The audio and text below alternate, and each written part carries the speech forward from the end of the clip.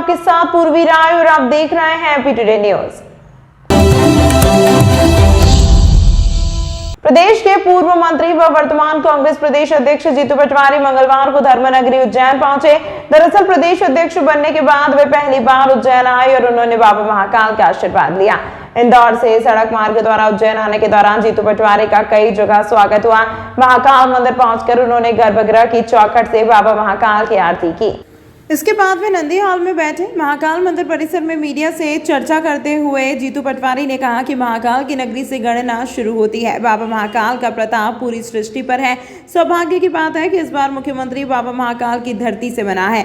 भाजपा ने चुनाव के पहले जनता से जो वादे किए, जो वचन दिया था, जो मोदी जी की गारंटी है, उसे हम पूरा करवाएंगे। शिवराज मामा ने बहनों को 3,000 रुपये प्रति माह, 2700 रुपये प्रति क्विंटल गेहूँ, 3100 रुपये धान और 450 रुपये में गैस सिलेंडर, 2 लाख नौकरी, हर घर रोजगार का वादा किया था।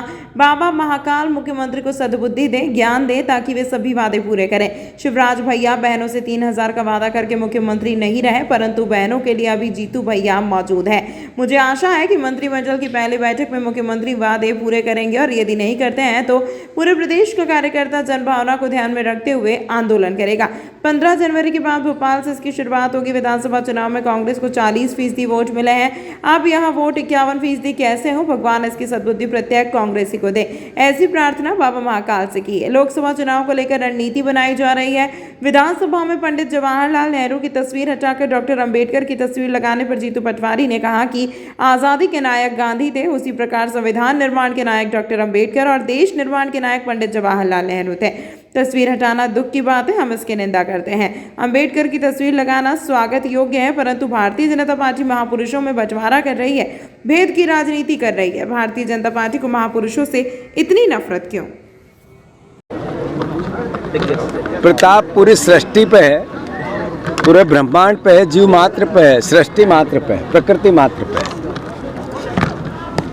बहुत सौभाग्य का विषय है कि इस बार मुख्यमंत्री महाकाल की इस पावन धरती से बने। भारतीय जनता पार्टी ने जो जनता के सामने अपनी बातें कही, वचन दिए, मोदी की गारंटियां दी।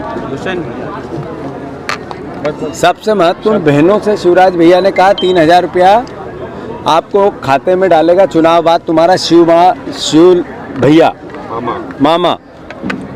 मैं भैया हूँ, मेरी बहनों के खातों में 3,000 डालूंगा। 3,000 रुपया कुंटल किसानों के गेहूं का डिमांड था, 2700 रुपये देने की बात कही। 3100 रुपये धान की और 450 रुपये में गैस सिलेंडर की, हर घर रोजगार और 2 लाख नौकरियां। मैं भगवान भोलेनाथ की इस महा कृपा ऐसी हो कि सरकार ये सब वादे पूरे करे, मुख्यमंत्री को सद्बुद्धि हो, जल्दी से ज्ञान मिले, रास्ते मिले और ये वादे जो उन्होंने वचन दिए वो पूरे करें। हमारे सामने भारतीय जनता पार्टी का वो घोषणा पत्र है जिनके मोदी की गारंटियां हैं, जिसको लेके हमें बात करनी है, जिसको लेके हमें सरकार से आशा है कि वो पूर्ण करेगी। मैं मानता हूँ लोकतंत्र की 2 पटरी है और वो समान दूरी पर रहती है। एक पटरी सत्ता की है, एक विपक्ष की है, पर सत्ता में रहकर और विपक्ष में रहकर दोनों में देश सेवा होती है, प्रदेश सेवा होती है। हमें कांग्रेस पार्टी को बहुत महत्वपूर्ण जिम्मेवारी मिली है। मैं बहनों से अनुरोध करना चाहता हूँ, शिवराज भैया 3,000 के वादे करके मुख्यमंत्री नहीं रहे, पर आपका जीतू भैया है। मैं किसान का बेटा हूँ, हल चलाना जानता हूँ और हल निकालना भी जानता हूँ। मैं अनुरोध करना चाहता हूँ इस बात का कि महाकाल की इस धरती से सरकार जैसे ही कैबिनेट फिर से फॉर्म हुई, तो पहली बार जब सिग्नेचर किए थे तो ये घोषणाएं जो मैंने बोली पूर्ण होनी थी। अब जैसे ही मंत्रिमंडल फॉर्म और कैबिनेट की पहली मीटिंग हो, तो आशा है कि मुख्यमंत्री जी और सरकार इस पर संज्ञान में लेके ये सारे वादे पूरे करेगी।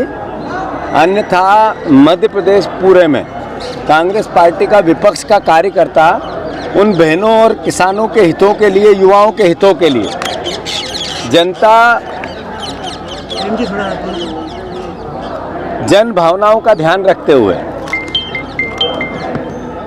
जनता के हितों की रक्षा करते हुए पूरे मध्य प्रदेश में ऐसी वादा निभाओ या जन भावनाओं के अनुरूप सड़क पर आकर सरकार को मजबूर करेगी इस बात को लेकर, और पूरे प्रदेश में जनसभाएं करेगी। सबसे पहले हम भोपाल में करेंगे,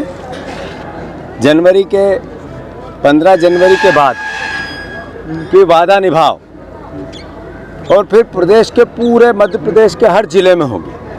कांग्रेस को 40% मत मिला है, ये 51% कैसे हो, इसकी सद्बुद्धि मुझे और मेरे परिवार के, कांग्रेस परिवार के जन जन कार्यकर्ताओं को भी, हम सब मिलकर इस प्रयास को करें कि 51% मत मिले। ये भी एक भावना है और इसकी मैंने प्रार्थना की है, और प्रदेश समृद्ध बने, प्रदेश की सुख शांति हो, प्रदेश देश में नंबर 1 हो, प्रदेश विश्व में मेरे का गौरव, जब भारत बने तो प्रदेश सबसे ऊपर। भैया कितनी सीटें लोकसभा में? क्योंकि अभी मैं पदभार ग्रहण करने जा रहा हूँ, संभावना है ज़्यादा से ज़्यादा हमारी 29 की 29 सीट मिले, ये आशा है। पर क्या होगा, कैसे होगा, इसकी रणनीति बना के आपको होगा। नेहरू जी की आज़ादी का या अम्बेडकर जी की लगा दी। ऐसा है कि भारत की आज़ादी के नायक थे महात्मा गांधी, संविधान निर्माण के नायक थे बाबा साहब अम्बेडकर, और देश निर्माण के नायक थे पंडित जवाहरलाल नेहरू। बहुत खुशी हुई कि बाबा साहब अम्बेडकर की तस्वीर लगी, प्रतिमा लगी, पर दुख हुआ कि भारत के निर्माण करने वाले प्रधानमंत्री की, पूर्व प्रधानमंत्री की तस्वीर हटी। ये हटाने की राजनीति कैसी, ये नफरत किसी महापुरुष से जिसने देश की आज़ादी के लिए सालों जेल में बिता दिए, देश के निर्माण के लिए सर्वोच्च निछावर कर दिया, उससे ये नफरत क्यों? मेरा अनुरोध है, सरकार ने बाबा साहब की जब तस्वीर लगाई तो पंडित नेहरू की तस्वीर क्यों हटाई? वो भी लगाने रहती, तीन तस्वीर की व्यवस्था जमती तो ज़्यादा अच्छा था। भारतीय जनता पार्टी ने चुनौती दी है अटल बिहारी वाजपेयी के उस विचार को, जिन्होंने संसद में नेहरू जी की तस्वीर देख के कहा था तस्वीर कहाँ गई, और उन्होंने उस तस्वीर के लिए प्रयास किए और फिर से लगवाई। मतलब आज की बीजेपी पंडित अटल बिहारी वाजपेयी की बीजेपी नहीं है, उनके विचार की बीजेपी नहीं है। वो बीजेपी जो महापुरुषों में बंटवारा करना चाहती है वो बीजेपी है। हम निंदा करते हैं कि पंडित जवाहरलाल नेहरू की तस्वीर को इन्होंने वहाँ से हटाया, और स्वागत भी करते हैं कि अम्बेडकर जी की तस्वीर को उन्होंने लगाया। मैं मानता हूँ भारतीय जनता पार्टी को महापुरुषों में भेद नहीं करना चाहिए और हटाने की राजनीति से बचना चाहिए। तमाम महत्वपूर्ण खबरों के लिए देखते रहिए MP टुडे न्यूज़।